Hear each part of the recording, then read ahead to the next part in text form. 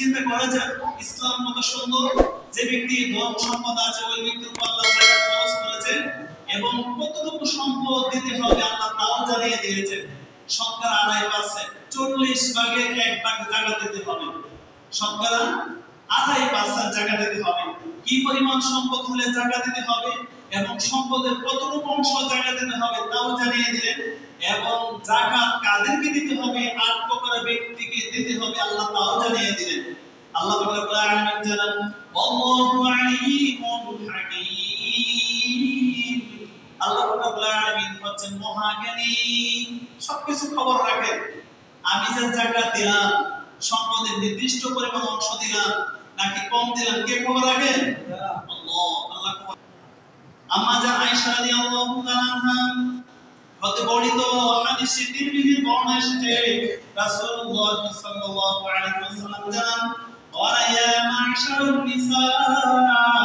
রাসূল সাল্লাল্লাহু আলাইহি ওয়াসাল্লাম যখন একদম মহিলা সম্প্রদায়ের পাশ দিয়ে গমন করতেছিলেন আর ওই সময় বললেন ইয়া মা'শারুন নিসা, হে মহিলা সম্প্রদায়, তাসাদ্দাকনা, তোমরা বেশি বেশি করে দান করো।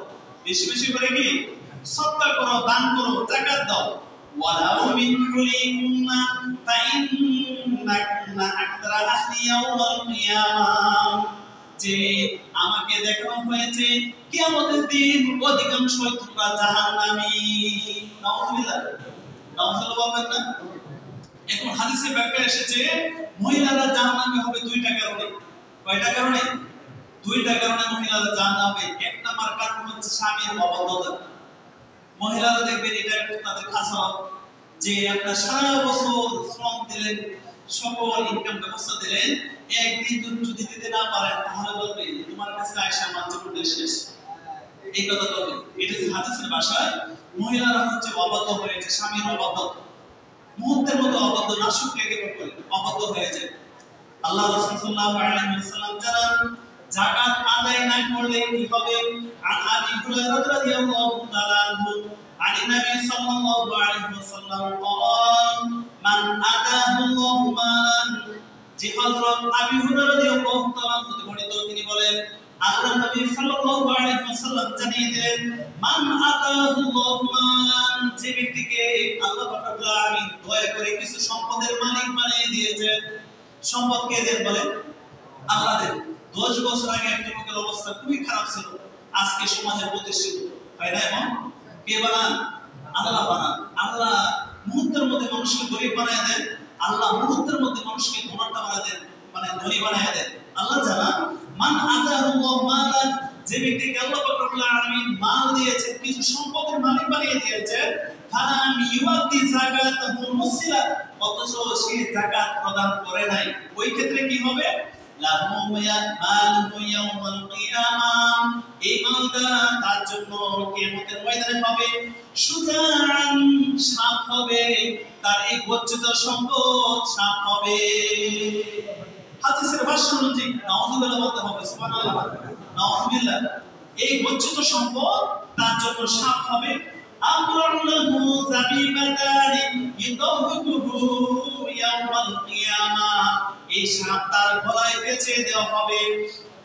সুম্মা ইয়াখযুহু বিলিজামাতাইহি ইয়ানি শিদআইহি সুম্মা ইয়াকুলু আনা মালুকা আলা কানজুকা, তার দুই চোয়ালের মধ্যে কামড়াতে থাকবে আর বলবে আমি তোমার সম্পদ, আমি তোমার গচ্ছিত সম্পদ, গচ্ছিত সম্পদ, আনা মালুকা আলা কানজুকা, আমি তোমার সম্পদ, আমি তোমার গচ্ছিত সম্পদ, আমি তোমার ব্যাংক ব্যালেন্স, আমি তোমার কি সম্পদ। সম্মানিত উপস্থিতি, যাদেরকে আল্লাহ রাব্বুল আলামিন সম্পদ দিয়েছে তারা ইনশাআল্লাহ যাকাত দিব। ইনশাআল্লাহ যাকাত না দিলে মহা মুসিবত হয়ে যাবে।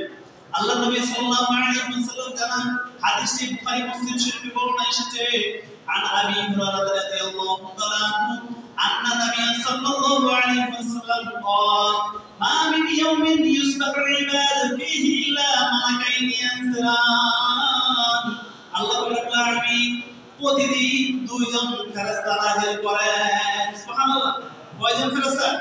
দুইজন ফেরেশতা নাযিল করেন।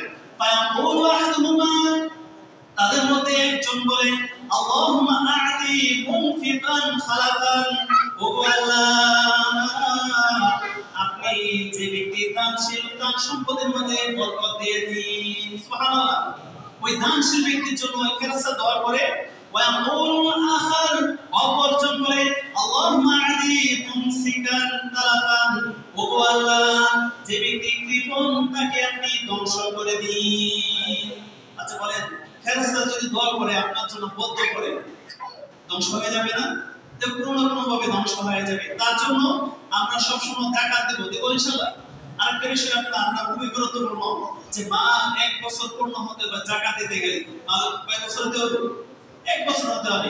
রাসূল সাল্লাল্লাহু আলাইহি ওয়াসাল্লাম জানান, তিরমিজি ইবনে মাজাহ শরীফে বর্ণনা এসেছে, عن ابن عمر رضي الله تعالى عنه قال قال رسول الله صلى الله عليه وسلم من استفاد مالا فلا زكاة فيه, ওই মালের উপর যাকাত নাই হাত্তা ইয়াহুলু আলাইহিল হাউল, যে মালটা 1 বছর পূর্ণ হয় ওই মালের উপর যাকাত নাই। সম্মানিত উপস্থিতি, এখন আমাদের চিন্তা করতে হবে, আপনাদের এলাকায় একজন প্রশ্ন করেছিলেন যে আমাদের ব্যবহারে 7.5 তোলা স্বর্ণ আছে, ব্যবহারযোগ্য ওনার 7.5 তোলা স্বর্ণ আছে, এখন ওনার যাকাত কিভাবে দিতে হবে? 7.5 তোলা স্বর্ণ অথবা 52 তোলা রূপো কোন মহিলা যদি গহনা হিসাবে থাকে, তাহলে ওই মহিলার উপর শতকরা 2.5% 40 ভাগের 1 ভাগ যাকাত খরচ। আমরা বুঝতে পারছি বিষয়টা? অনেক মহিলা এমন আছেন যে ওনার সম্পদ আছে, গহনা আছে, কিন্তু উনি ইনকাম করেন না, ওনার পক্ষ থেকে ওনার স্বামী আদায় করবেন। আর যদি 7.5 তোলা না হয় 7 তোলা হলো, 7 ভরি হলো, তাতে যাকাত খরচ হবে না। সম্মানিত উপস্থিতি, আমরা বিষয়টার প্রতি খেয়াল রাখবো। আরেকটা বিষয় হচ্ছে, আমরা যারা ব্যবসা বাণিজ্য করি, আমাদের অনেক টাকা প্রফিট হয় বা মূলধন থাকে, ওই গচ্ছিত টাকা মূলধন, প্রফিট সহ, মুনাফা সহ সকল সম্পদের টোটালের 40 ভাগের 1 ভাগ শতকরা 2.5%, লাখে 2.500 এভাবে যাকাত দিতে হবে। যাকাত দিলে সম্পদ পবিত্র হয়, যাকাত দিলে সম্পদ আল্লাহ বরকত দিয়ে দেন। আমরা বিষয় বলতে পারছি ইনশাআল্লাহ। আবার আরেকটা বিষয় আছে যেটা খুবই জরুরি, আমরা এখানে অনেকে কৃষক শ্রেণী আছে যারা কৃষি কাজ করে।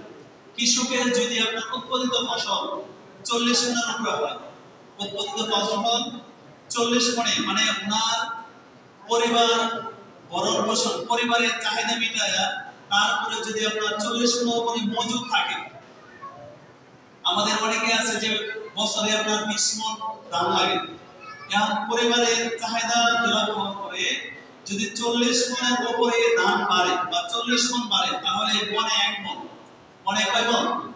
1 মণ দিতে হবে উৎপাদিত ফসলের উপরে যাকাত খরচ। আবার আরেকটা বিষয় হচ্ছে যে আমরা আলু চাষ করেছি, অনেকে ফসল আছে না, ফসল যেগুলোর খরচ বহন করার পরে এবারে হয়তো দাম কমে গেছে, অনেকে ক্ষতিগ্রস্ত। যদি এমন হয় লাভ হয়, সেই ক্ষেত্রে আমরা আমাদের খরচ যাওয়ার পরে উৎপাদিত যে টাকা হবে সেই টাকা 40 ভাগের 1 ভাগ যাকাত দিয়ে দেব ইনশাআল্লাহ। আল্লাহ পাক রব্বুল আলামিন আমাদের প্রত্যেককে যাকাত আদায় করার তৌফিক দান করুন, সবাই বলে আমিন। ইসলামী শরীয়তের মোতাবেক জীবন পরিচালনা করার তৌফিক দান করুন, সবাই বলে আমিন। আল্লাহ পাক রব্বুল আলামিন আমাদের প্রত্যেককে কবুল করুন, সবাই বলে আমিন।